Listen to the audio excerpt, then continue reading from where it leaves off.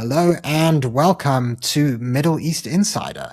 I'm your host, Matthew Cohen, and today I have the pleasure of being joined by Negar Mojtahedi.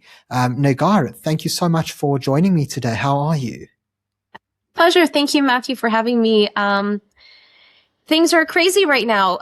What a time. I don't even know how to answer the first question.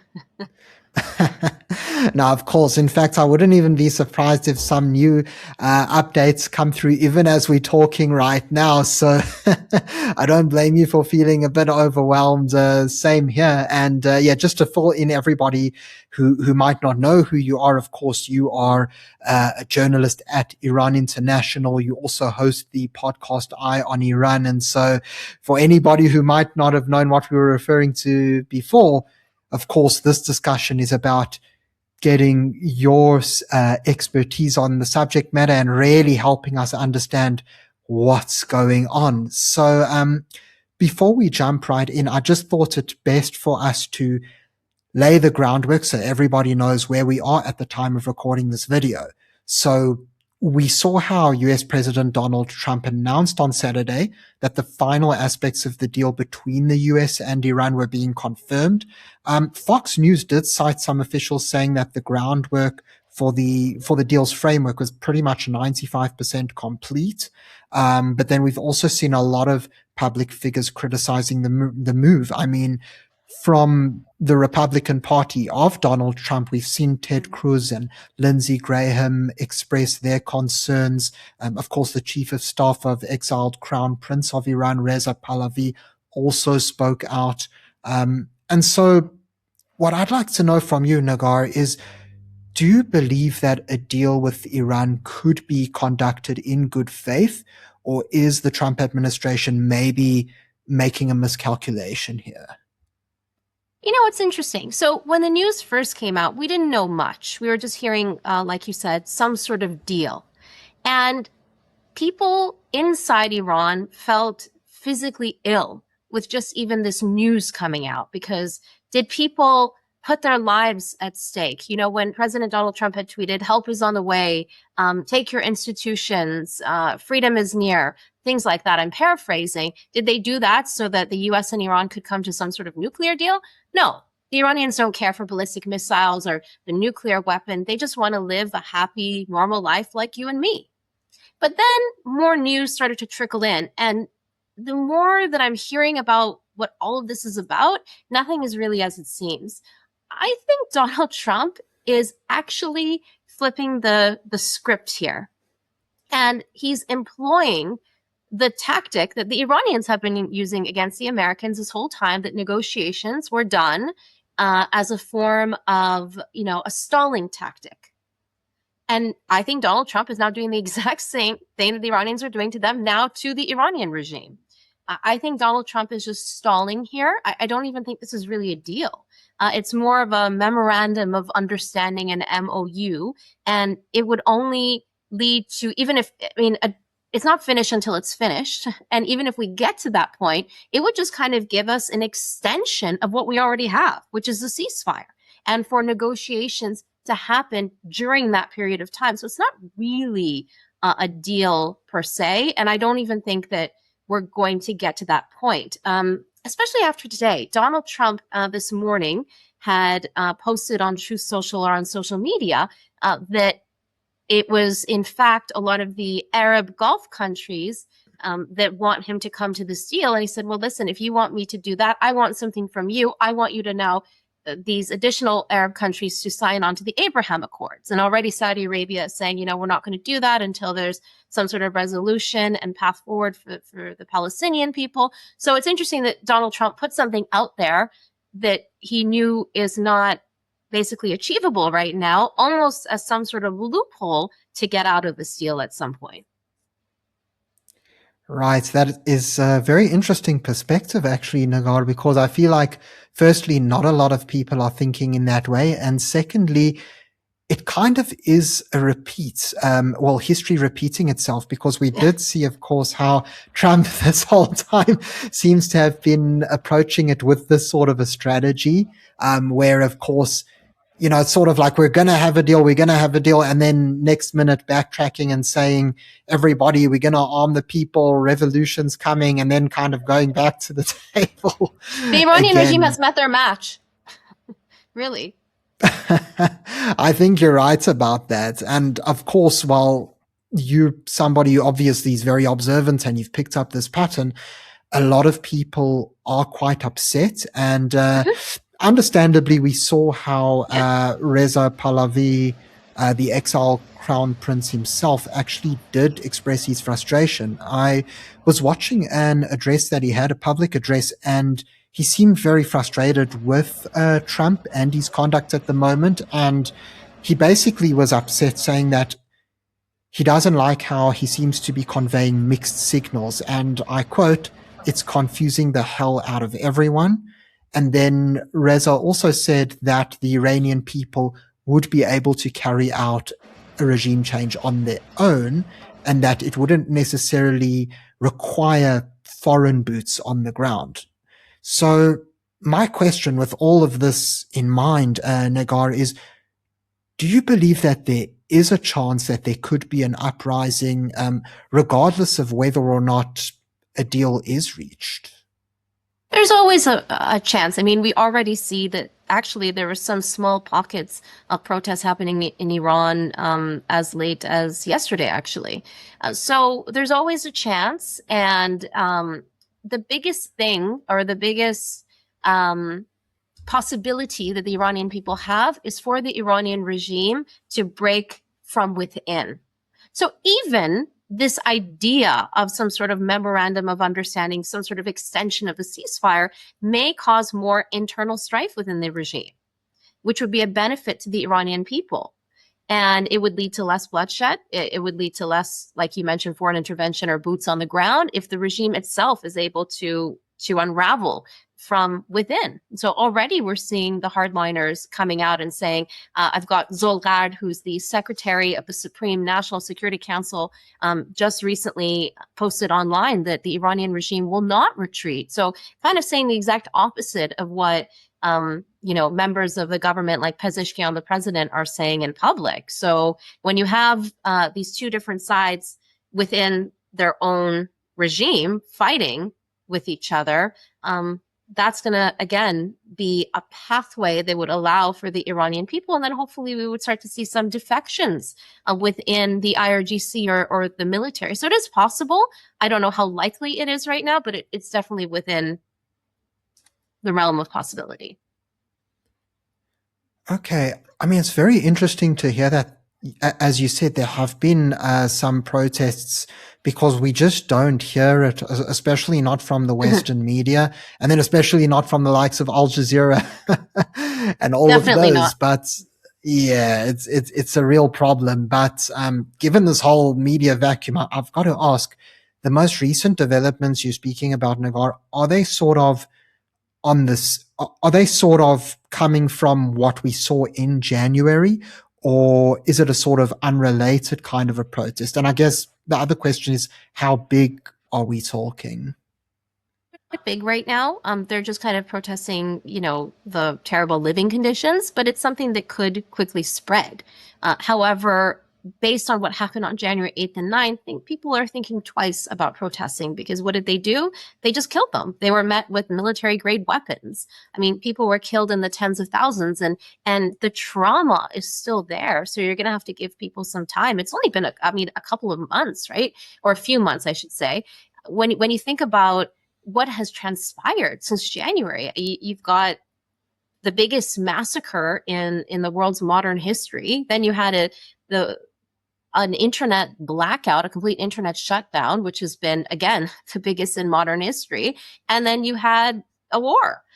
So it's just really sad to see what people have been through, ordinary Iranians, in these past couple of months. And whether there's talks, whether there's not talks, whether there's a deal, whether there's no deal, whether there's war, there's no war, one thing that has remained consistent inside Iran is executions. Every day we hear of a new hanging. Recently, we had a young man from Esfahan, Faiz Abadi, who was executed. I believe it was just yesterday. A couple of weeks ago, we had a father of two young children who was executed for owning Starlink. So it's really bad conditions inside Iran right now. What can I say? Of course, and that definitely gives reason for many people to feel a little bit cautious when it comes to this. Because as you rightfully mentioned, I think for a lot of people in the outside world, they see the news move so fast that they basically forget about it. But as Yeah. you alluded to, I mean, these were people's parents, sons, daughters, husbands, wives. So of course the pain is still there, and the concern of something like that happening again is still there. But something else that you mentioned, which I think is actually a very interesting point, is the internet blackout and the sort of idea of the regime imploding from within.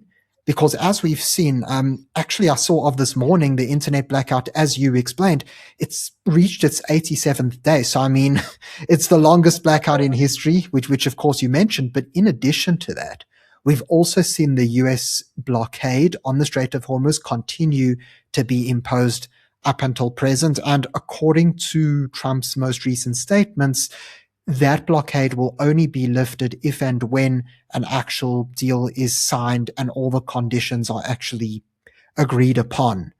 And so, with that in mind, do you believe that, firstly, this internet blockade, and the blockade on the Strait of Hormuz, and secondly, the internet blackout could actually have some sort of a role in basically starving the regime of its resources? Also, the internet blackout. It's funny you should ask, because I'm actually just writing a report on it right now, and I was speaking with a computer scientist who's very familiar with how China operates, because recently, former head of the state broadcaster inside Iran said that they're importing equipment from China to help extend this internet blackout. And I said, well, is it possible for them to do this forever?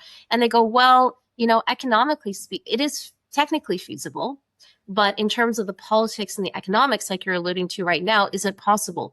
No, because also the regime would also economically suffer too, because don't forget the internet's connected to financial institutions and all those sorts of things that the regime also relies on. But what they can do, much like what China does in the Muslim Uyghur province of China, is to have kind of their own version of the internet where it's filtered, where people will have access to certain things that the regime deems is okay. They might even have access to news. There might be, RT, for example, from Russia, or Al Jazeera, and then to be able to cut them off from communications and other things that they want to have control over, and to be able to repress the Iranian people. And this is something they could do indefinitely, unfortunately.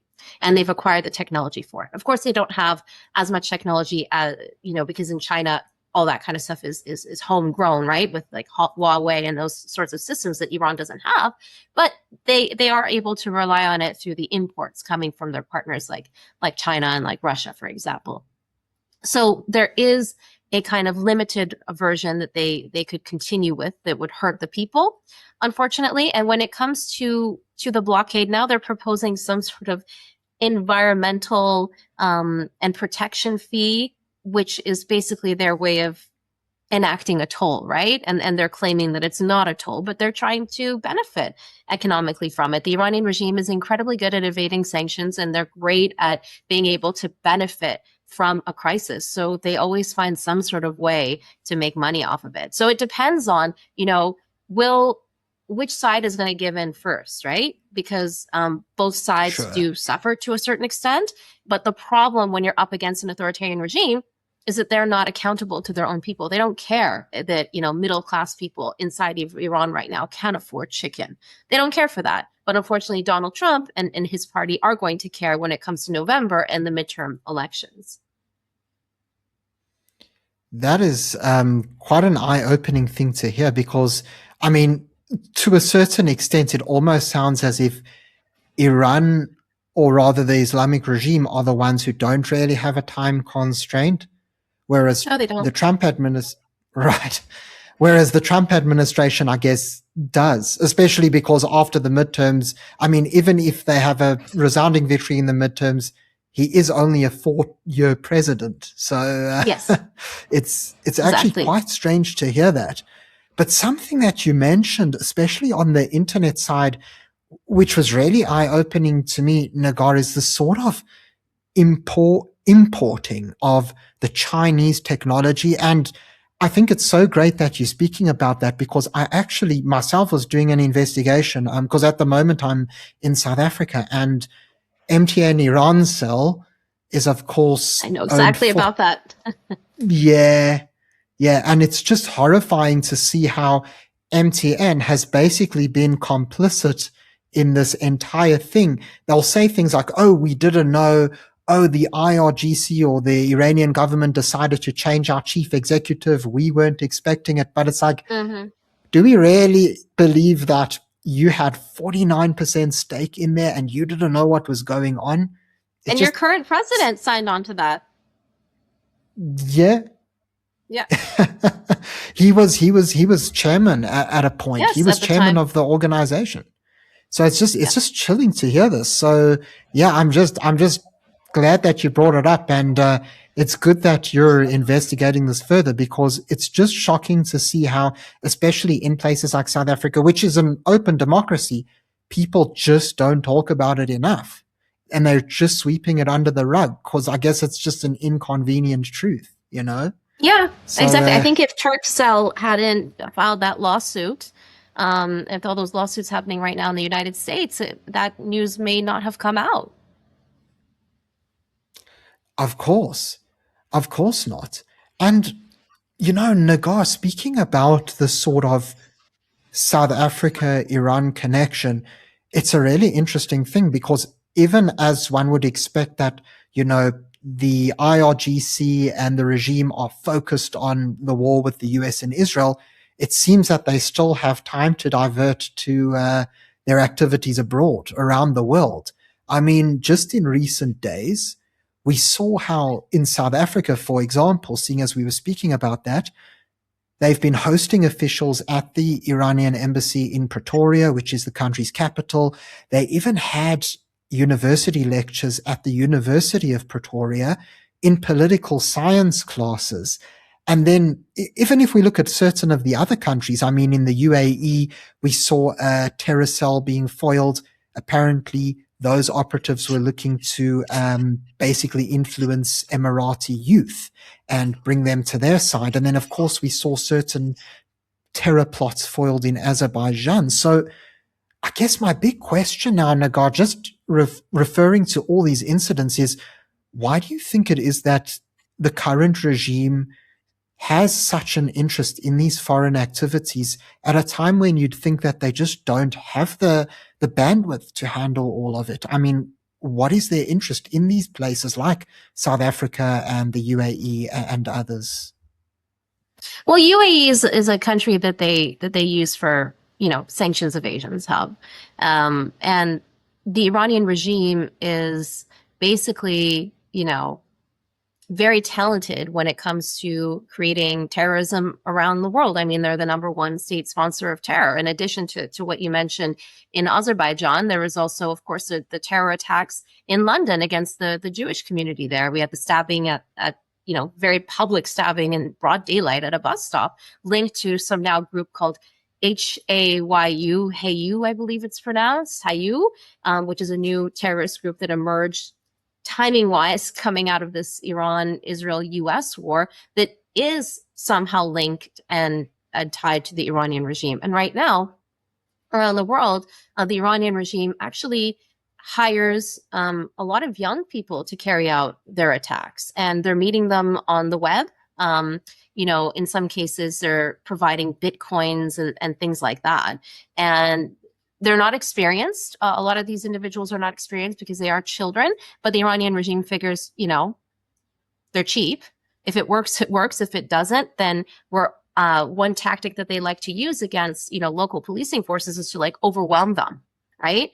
Which is something big because they know how limited resources can be in a lot of Western countries. So it's within the Iranian regime's interest to be this bad actor and character around the world, because then they scare people that way and they go, okay, well, I don't want to do this because then I know they're going to carry out this attack in this country, and they don't want to suffer the the potential repercussions. They're just, I mean, that's how a bully works, mafia-like mentality. They're just big bullies, and that this is part of the process. And the more partners they can have around the world, the better. And when you look at South Africa, for example, who filed the lawsuit at the ICC against Netanyahu, they do have this kind of relationship or this axis of being anti-Israel. When you look at China and you look at Russia, they have this anti-Western mentality. So they do look for like-minded actors when it comes to their partnerships. Right, that does make a lot of sense, because I guess it's sort of the main way that they can emerge as victors from this whole thing, because they're not, I mean, I know a lot of the a lot of alternative media sources will say, oh, Iran's winning the war, but we know that, of course, the US and Israel have inflicted a lot of damage and most of the leadership has been wiped out. So I guess in a way, it's sort of like their one way that they can win is by spreading the influence and doing exactly what you mentioned. But I'd like to I mean, Khomeini said, oh, sorry to interrupt. Khomeini said in 79 that he wanted to export the revolution, and that's exactly what he did.